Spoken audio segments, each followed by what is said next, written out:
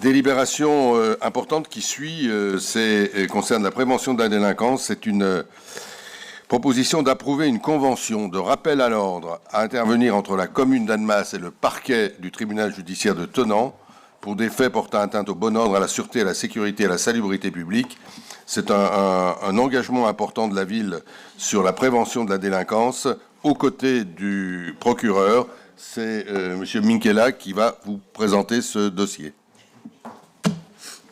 Merci, Monsieur le maire. Bonsoir à tous. Vous avez dit beaucoup déjà, puisque le chapeau de la délibération comprend l'essentiel de la démarche. Il s'agit en fait de la remise en route d'une autre façon, on va dire, d'un outil qu'on utilisait déjà, qui était l'alerte éducative. Cette fois-ci, avec un partenariat actif avec la justice et le procureur en particulier, parce que ça va permettre, en gros, de travailler en concertation avec la justice pour savoir si là où les personnes qui seraient concernées par ce rappel à l'ordre ne font pas déjà l'objet d'une plainte. Voilà, donc c'est déjà pour vérifier ça, parce qu'en fait, il s'agit de travailler en amont et prévenir tout ce qui peut l'être dans un contexte qui est évoqué dans la délibération. Donc c'est le maire qui garante la tranquillité publique. Donc ce dispositif a été introduit dans une loi qui date de 2007 et qui est relative à la prévention de la délinquance. Donc, comme je vous le disais, il formalise une pratique qui préexistait de façon informelle et qui reposait sur des compétences de police administrative du maire, et on l'appelait donc l'alerte éducative. Ce rappel à l'ordre, il prend la forme d'une injonction verbale, c'est important. Hein, il ne s'agit pas d'un acte c'est pas une décision de justice, c'est pas un acte de justice. Il s'agit vraiment de quelque chose qu'on pourrait continuer à appeler l'alerte. Il s'agit d'alerter celui ou ceux qui commettent des actes contraires à la loi sur les conséquences de leurs actes, en amont d'une plainte qui peut, de toute façon, déboucher ensuite si les choses ne s'arrangent pas.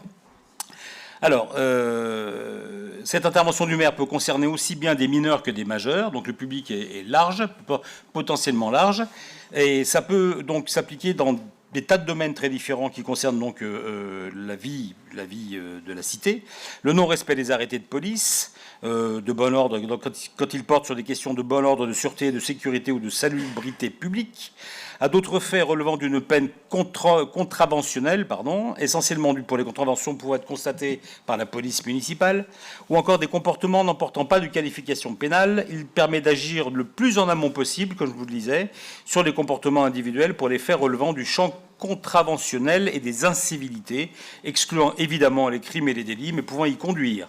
Il n'implique pas d'inscription au casier judiciaire. Donc je le disais bien, c'est pas un acte de justice. À titre indicatif, peuvent être notamment concernés l'absentéisme scolaire, c'est très large, la présence constatée de mineurs non accompagnés dans des lieux publics à des heures tardives, les incivilités commises par des mineurs, les incidents aux abords des établissements scolaires, les conflits de voisinage, les bruits ou tapages injurieux ou nocturnes, certaines atteintes légères à la propriété publique, l'abandon d'ordures, de déchets, de matériaux ou d'autres objets, la divagation d'animaux dangereux, etc. Et le etc. est encore très ouvert. L'auteur des faits, il est convoqué avec sa famille lorsqu'il est mineur à un entretien par un courrier officiel après consultation du parquet. Là, comme je vous disais, c'est bien pour vérifier que celui ou celle n'est pas concerné par une plainte déposée. Afin de délimiter le champ de la procédure de rappel à l'ordre et de vérifier la conformité de l'emploi de cette procédure, le parquet propose la signature de cette convention. Voilà, donc c'est l'objet de cette convention qu'on propose ce soir. Et les modalités pratiques et d'organisation, elles seront affinées par la suite. Ceci étant exposé, vu la loi 2007-297 du 5 mars 2007 relative à la prévention de la délinquance, vu le Code général des collectivités territoriales, vu le Code, etc., il vous est proposé au Conseil municipal d'approuver les termes de la convention de rappel à l'ordre à intervenir entre la commune d'Annemasse et le parquet du tribunal judiciaire de Thonon, d'autoriser monsieur le maire ou son représentant à signer la dite convention et de dire que le présent protocole est conclu pour une durée d'1 année, au terme de laquelle il fera l'objet d'une évaluation et pourra être dénoncé. À défaut, il sera renouvelé par tacite reconduction. Voilà. Merci, M. Minkela. Madame Matougui. Oui. Alors, c'est encore une question. Je pensais que le maire avait le pouvoir, enfin, il avait un pouvoir de police administrative. Et donc, ce rappel à l'ordre, ça m'a surpris de le voir apparaître dans les délibérations, parce que je pensais que c'était enfin, qu'il existait, c'était un pouvoir du maire qui existait déjà. Et j'ai pas très compris les explications qu'on vient de nous donner. Alors, qu'il y avait l'alerte éducative et qui pouvait être un outil intéressant, oui. Enfin, éventuellement qu'on puisse développer ce que c'était que l'alerte éducative. Mais je comprends pas, en fait. C'est une compétence du maire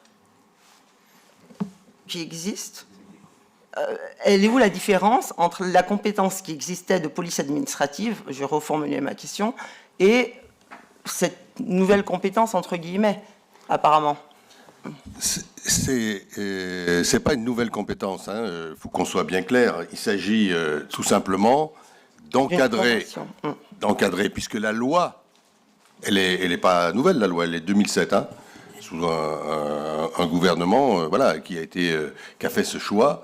Cette loi permet d'encadrer l'intervention du maire qui pouvait se faire librement, en effet, en termes d'alerte éducative. On l'a fait. C'est le pouvoir du maire de faire ce relais. Il nous semble plus important d'appliquer ce texte de loi parce que ça lui donne un cadre un peu plus solennel, puisque on le fait dans le cadre d'une convention avec le procureur. C'est pas rien.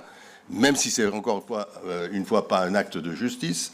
En plus, on se couvre pour éviter évidemment les situations qui pourraient gêner des procédures d'enquête engagées. Par exemple, s'il y avait une plainte, c'est pour ça qu'on prévient en amont le procureur et que le procureur nous dit vous pouvez y aller ou vous ne pouvez pas y aller parce qu'il y a une plainte en cours.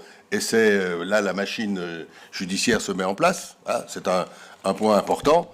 Et ça renforce le cadre général, puisque la police, et on l'a bien vu à titre indicatif ce qui est proposé, on a le cadre le plus large de la petite délinquance et des incivilités sur lesquelles on permet d'insister. Donc c'est un renfort de ce que l'on pourrait faire, qu'on faisait, dans le cadre de l'alerte éducative. C'est une officialisation pour donner un caractère plus solennel et plus fort. Alors, si j'ai bien compris votre réponse, vous allez me dire si j'ai bien compris, d'une manière générale, c'est juste une communication que vous avez avec le parquet. Et c'est pas rien. Alors, est-ce que ça veut dire qu'elle n'existait pas auparavant? Ben non. Dans le cadre de l'alerte éducative, il n'y avait pas. Elle n'était pas automatique. C'était pas automatique. Après, les liens qu'on a avec le parquet, ils peuvent exister parce qu'on a le devoir, comme tout citoyen, de signaler les cas qui relèvent. Exactement. Voilà. Mais donc, dès le moment où vous avez un rappel à l'ordre à faire, est-ce que ce n'est pas aussi une obligation de faire un signalement au parquet? Non. Non, absolument pas. Là, maintenant, on l'a. Auparavant, on l'a pas parce que on est dans un cadre limité et simplement le rappel à l'ordre, c'est de dire écoutez, votre enfant, il a bousculé un autre enfant et c'est systématique, voilà. S'il y a une procédure de plainte, eh ben là, c'est la justice qui suit son cours. Là, on fait de la pédagogie éducative, de prévention. C'est essentiellement le rôle qui est donné et on le rend plus solennel avec l'avis du parquet et on le cadre d'une manière plus réglementaire. Y compris pour ne pas faire de choses qui pourraient gêner le fonctionnement normal de la justice. Voilà. Très bien. Alors, oui, mais je vais passer à d'autres questions, si vous voulez bien. Monsieur Gaconnet. Allez-y. Bon, vous pourrez reprendre. Pardon. Alors moi, je suis benoîtement, j'aimerais juste savoir en fait comment se passe un rappel à l'ordre, enfin à la loi. C'est-à-dire qu'on constate, enfin nos agents constatent effectivement des incivilités, etc. Et vous convoquez, enfin vous rencontrez personnellement ces personnes-là, ou c'est simplement quelque chose d'assez simple et basique, où on leur envoie un courrier signé de votre part, ou enfin voilà, moi c'est vraiment une pure curiosité de ma part la question que je vous pose. Mais c'est une bonne curiosité, c'est comment ça se passe et comme on a l'expérience de l'alerte éducative. Je vais laisser Monsieur Boucher le préciser. Oui, il se trouve que j'en ai fait quelques-unes. Donc, quand on a constatation, alors c'est la plupart du temps sur l'espace public que ça se passe. Évidemment, on ne va pas dans l'espace privé. Hein. C'est dans l'espace public qui a été déterminé, par exemple, c'était suite à à des constats faits qui pouvaient être faits par la police municipale, qui pouvaient être faits par les médiateurs de nuit, voilà, et qu'on avait connaissance de la personne, parce qu'il faut connaître la personne, bien entendu, et c'était systématiquement des mineurs. L'alerte éducative, elle était systématiquement faite pour des mineurs, donc il y avait convocation du mineur avec ses parents, pour lui dire qu'à tel jour, à telle heure, à tel jour, à cet endroit-là, eh bien, il était quelque part au mauvais endroit, au mauvais moment, avec un mauvais comportement. Voilà. Après, les résultats que ça a, ben, ça peut être une prise de conscience par les parents, pas forcément au courant, parce que les enfants peuvent être très caméléons, quelquefois, c'est-à-dire que tout bien, tout net à certains endroits et un peu moins à d'autres, ou quand ils sont plusieurs ou en bande.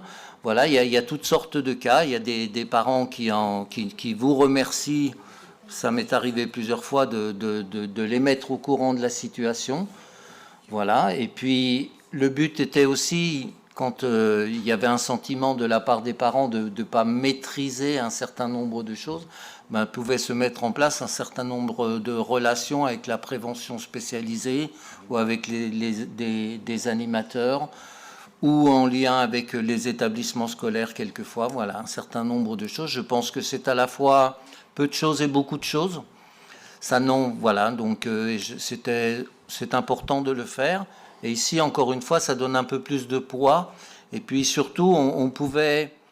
Enfin, il n'était pas impossible que l'on ait convoqué des gens sur lesquels il y avait déjà une plainte qui était posée et qu'on ne savait pas. Et là, ça perd vraiment de son intérêt, parce que je veux dire, le poids que j'ai par rapport à la justice dans l'entretien, il est pas très important. Enfin voilà, donc là, il y a une cohérence qui se met en place, il y a une forme d'officialisation et de poids, parce qu'il y a un point le point le plus désagréable quand on fait une convocation d'alerte éducative, c'est quand les personnes ne viennent pas, en gros, qui nous disent... voilà, c'est bien gentil, vous me convoquez, mais à quel titre et comment et pourquoi et de quoi vous vous mêlez. En gros, voilà, ben là, ça donne un autre poids quand même, puisque quand on fera la convocation, ben on pourra marquer que c'est en accord avec... dans le cadre de la convention avec avec le procureur. Absolument. J'ajoute que ça entraîne une relance de structures qui ont vécu et qui se portent pas très bien, faut le dire. C'est les comités, le CLSPD et le CISPD. Alors, Madame Lounis, dans le cadre de sa vice-présidence à l'Aglo sur ce sujet-là, relance le CISPD, c'est le comité intercommunal de sécurité et de prévention de la délinquance, ce qui permet de parler à tous ceux qui sont sur le terrain et de faire que les problématiques, notamment en termes de prévention, parce qu'on est dans la prévention, on est dans l'éducation. Eh bien, tous ceux qui ont, par exemple, le jeune, de l'école à la famille ou à l'éducateur, enfin, on puisse avoir les mêmes éléments et être le plus efficace possible. Voilà, c'est un point complémentaire important. Madame Matougui. Oui, pour finir en fait avec ma question précédente. Et puis juste avant, s'il vous plaît, la question que vous a posée Monsieur Gaconnet, je la trouvais pertinente et j'ai pas eu l'impression que vous la développiez tant. Comment ça se passe concrètement un rappel à l'ordre? C'est ce que je comprends pas, cette nouvelle compétence-là. Comment ça va se passer? Demain, vous avez un rappel à l'ordre, vous, monsieur le maire, vous avez un rappel à l'ordre à faire. Comment ça se fait? Donc, vous demandez, vous prenez un rendez-vous avec la personne qui vient vous voir? Madame Matougui, et vous lui faites est-ce que vous pouvez... Expliquez-nous, je vous demande des explications. Madame Matougui, je voudrais bien que vous me laissiez parler, donc je vais vous couper le micro. Madame Matougui, est-ce que vous pouvez écouter les réponses que l'on fait et les prendre dans son ensemble? Je pense que, en effet, la question de monsieur Gaconnet était importante et tout à fait judicieuse et pertinente, ça, il n'y a aucun problème, et que la réponse de monsieur Boucher était aussi pertinente et complète. Il vous a expliqué qu'il y avait convocation, qu'on recevait les personnes, qu'on disait ce qui s'était passé, qu'on faisait le rappel à l'ordre en lui disant tout simplement ce que vous avez fait était passible de possibilités, par exemple, d'amende, voilà, mais nous, c'est pas nous qui la mettons, et on rappelle alors, on fait de la pédagogie, on explique, voilà. D'accord. C'est très clair, très simple. Et pour en revenir donc à tout à l'heure, ce que je vous posais comme question précédemment par rapport au pouvoir de police administrative du maire. Mais qu'est-ce que vous Quel appelez est- la police alors, administrative? Bah, Moi, je suis officier de police judiciaire. Voilà. J'ai pas de la police administrative, je sais pas ce que c'est. je pensais que le Bah, vous rappel à pensez l'ordre mal. rentrait dans le côté police administrative, mais police judiciaire ou police Mais- pouvoir de police du Non, maire. non, le pouvoir de police du maire, c'est Alors, sur les... votre pouvoir de police, voilà. Parce que tout à l'heure, M. Michela nous a, dans ce rappel à l'ordre, nous a fait l'énumération de toutes les possibilités d'agir. Mais sauf qu'au moment où il nous faisait cette énumération, moi j'avais l'impression qu'il nous énumérait les compétences de police du maire, en fait. Et c'était des compétences qui existaient déjà. Et c'est ce que je ne comprends pas, en fait, et c'est ce pourquoi je demande... Ouais, j'ai aussi la police de l'Assemblée, merci de le rappeler. Oui. La police administrative est une... le fait d'être OPJ ne me permet pas d'agir comme OPJ sans l'accord du procureur. Je vous rappelle que les OPJ sont sous l'autorité en France de la justice. Donc ça, c'est un point premier qui est très clair. S'il vous plaît, si je peux expliquer, comme ça on prendra le temps pour que vous compreniez. Voilà. Le deuxième élément, c'est que j'ai des pouvoirs de police qui se traduisent par des arrêtés municipaux. Sur ces arrêtés municipaux, j'ai le pouvoir, ce sont les policiers municipaux qui l'appliquent, et y compris le pouvoir d'amende, c'est les policiers municipaux qui les mettent, c'est pas moi. J'ai pas moi le pouvoir d'amender, j'ai le pouvoir d'avoir une police municipale qui met en application les arrêtés municipaux, et c'est ça ma police administrative que j'ai le droit de mettre en place. Voilà, c'est très simple. Je suis pas un policier. Je suis pas un policier. Voilà.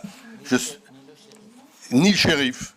Voilà, donc c'est très simple. Je trouve que le travail que l'on fait là, c'est un travail d'éducation, de prévention de la délinquance. Et on le structure, on le met dans un cadre de manière à être le plus efficace possible et à éviter ce qui pourrait, on a vu, se passer s'il y avait déjà des procédures engagées par ailleurs. C'est pas plus compliqué que ça, et je vois pas pourquoi on passerait autant de temps à réexpliquer.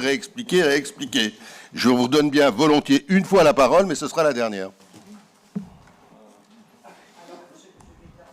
Attendez, pardon. Voilà. Alors, puisque c'est la dernière fois où vous m'autorisez à la parole... Sur ce sujet. Je vais plus poser de questions parce que j'ai l'impression que vous vous perdez dans les réponses. Je vais juste finir par une dernière intervention. Non, mais le maire a un pouvoir de police.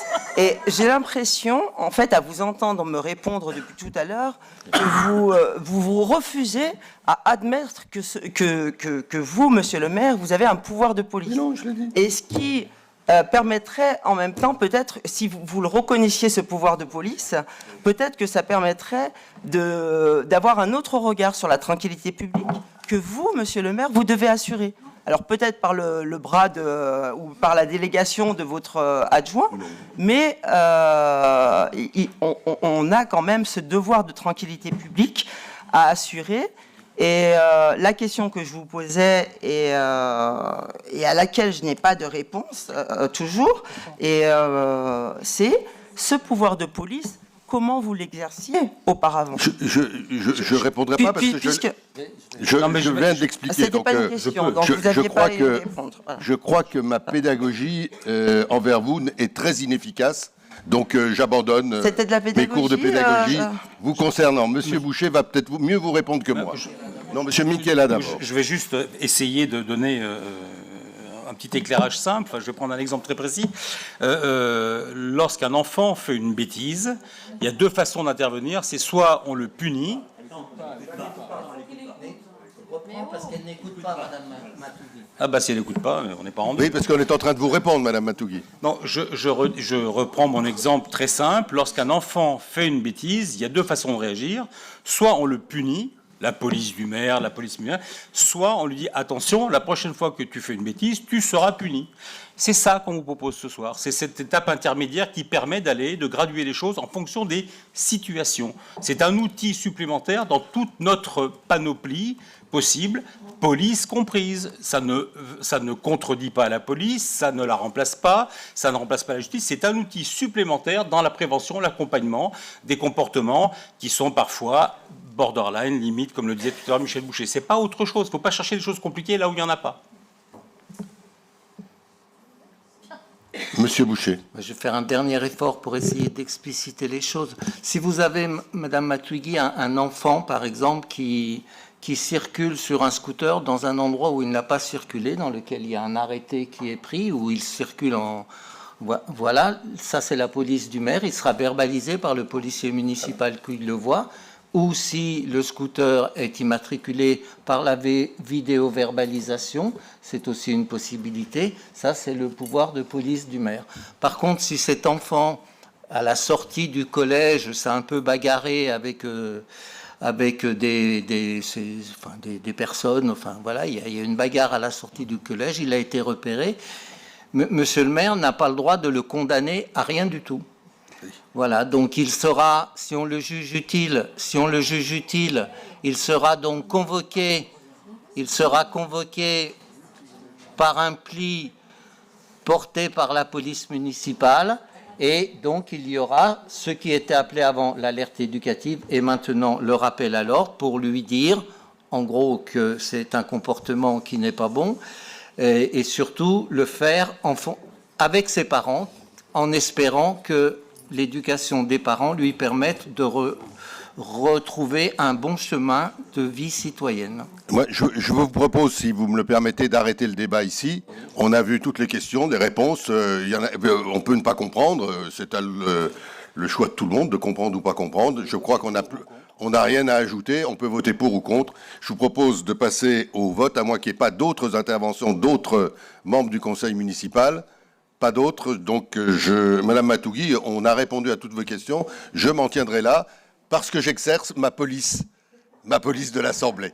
Voilà. Donc voilà, c'est un exemple un exemple de police. Je vous propose de voter. Est-ce qu'il y a des votes contre? Est-ce qu'il y a des abstentions? Pas d'abstention, pas de vote contre. Eh bien voilà, merci de cette unanimité. Voilà, merci beaucoup. Je voudrais le dire très, très simplement, c'est une délibération extrêmement importante parce que nous nous situons, encore une fois, ça a été dit et redit, dans une démarche éducative de prévention de la délinquance. Voilà. Et je pense qu'on a beaucoup de choses à faire, chacun, les uns et les autres. Et quand on peut le faire dans un cadre légal, avec la couverture, en quelque sorte, du procureur de la République, je trouve que ça serait bête de s'en priver. Et en plus, ça donne une force plus grande à la démarche. Merci pour ce vote unanime.